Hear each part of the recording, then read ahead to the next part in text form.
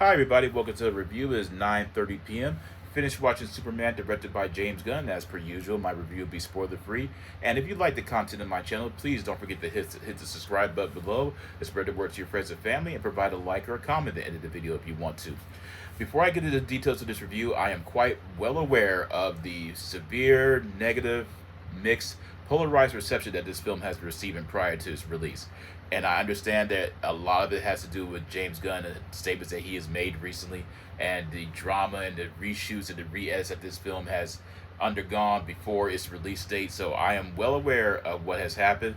I'm only going to give you my honest assessment of what I perceived, what I thought about this film. And let me go ahead and talk about it. Superman 1978 was the very first superhero film that my father introduced me to when I was a child. I still have those memories of both of us sitting in the living room when we were stationed in Germany. And when the Superman insignia shows up on the screen and you have the classic John Williams score echoing throughout echoing throughout the atmosphere, and I just remember thinking, wow, I was so hooked. To seeing Christopher Reeve as Clark Kent and Superman just hooked me right then and there. And even afterwards, I remember my mother creating a makeshift cape for me, pinning it around my neck, and I would pretend to fly across the room.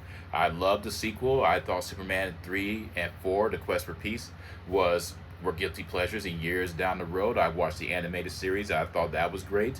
And years, once again, there was Man of Steel, directed with Henry Cavill, directed by Zack Snyder, which is still my favorite Superman film of all time. I absolutely love Man of Steel, and Henry Cavill, aside next to Christopher Reeve, is the picture perfect physical representation of Superman.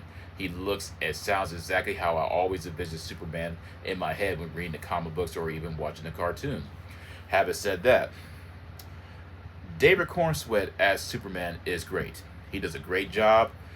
I was not initially sold on him as an actor because I was so determined and believed that Henry Cavill should still be this character, and in my opinion, he should still be. But that road is long gone and is past by now. But he does a great job as Superman. I would love to have seen more of his Clark Kent persona.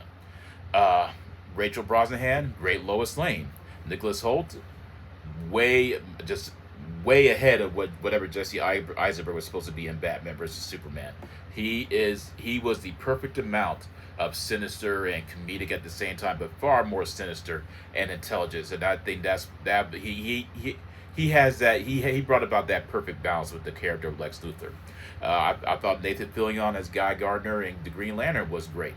Mr. Terrific was exciting. Hawkgirl, she didn't need to be in the film. I don't even know why she was in it in the first place.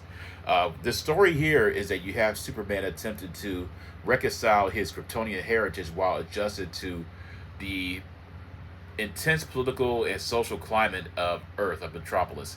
And James Gunn's type of humor and the writing, his directing is more specifically catered to ensemble like films like Guardians of the Galaxy or even the Suicide Squad. That seems to be more of his forte.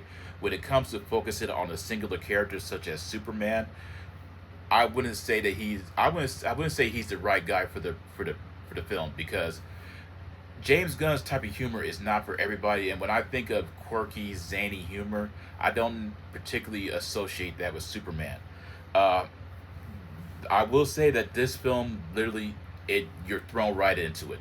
There is a lot happening at the same time, and you're not really given enough time to adjust or even feel the impacts that's happening, because the edits are all over the place. And it's not to say that it's editing to the degree of it being distracted. It's just so much is happening at such a quick time. It's just, you have this happening, then there's a reason why this is happening, and then another thing is happening, and another thing is happening at the same time. And you're just like, what in the world is going on? I need time to fully process what happened 2 minutes ago, let alone what's happening right now. It's not to say that there aren't emotional moments within the film. There are some emotional moments that are very dark and powerful, but they're quickly undercut by an unnecessary joke or humorous bit that didn't necessarily need to happen. But that's the type of humor that Josh Whedon, even James Gunn, rely on too much to an extent, and which is pretty sad when you think about it, because you just from the Guardians of the Galaxy films, you know James Gunn could definitely do emotion to a perfect degree. So, but if you are a fan of the Silver Age comics, this film was Silver Age Comics in an animated series. This is going to be for you. If you are a comic book geek, this is for you. Because this is more or less like a comic book and a Superman animated series coming to life in a live action format. From the because you could tell that there are certain CGI sequences that weren't finished, but the CGI sequences that are finished was very beautiful. I mean, Superman flying through the sky, then engaging in battle with the kaiju's, and of course him fighting Lex Luthor's army. It's fun. It's definitely exciting, and it's really comic book. It's very comic bookish.